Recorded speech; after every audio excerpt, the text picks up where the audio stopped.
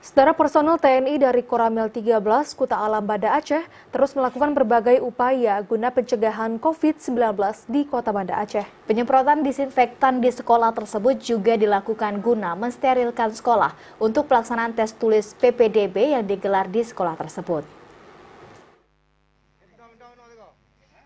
Personil TNI Koramil 13 Kuta Alam bersama dan Ramil 13 Kuta Alam Banda Aceh Mayor Infantri Mutrisno melakukan disinfektan di MSen 1 model Banda Aceh.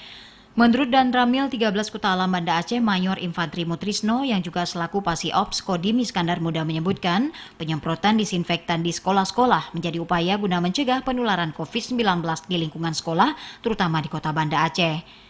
Sementara itu, Kepala Sekolah MSen 1 model Banda Aceh Junaidi Ibas mengapresiasikan langkah dan Ramil 13 Kota Alam Banda Aceh bersama personilnya yang melakukan penyemprotan disinfektan di lingkungan sekolah bahkan di seluruh ruangan yang ada di sekolah. Hal ini sangat bermanfaat terlebih pihak sekolah hari ini melakukan penerimaan peserta didik baru melalui tes tulis di mana seluruh calon siswa hadir di sekolah tersebut. Sekolah MSen model akan menerima siswa baru di mana siswa akan masuk ke sekolah yang sebelumnya akan melaksanakan seleksi beberapa materi. Ini perlu diamankan.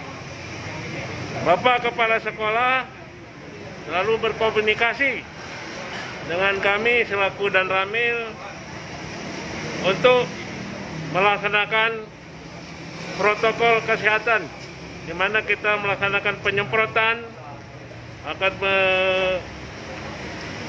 mengarahkan pemakaian masker, cuci tangan, dan sebagainya, termasuk jaga jarak.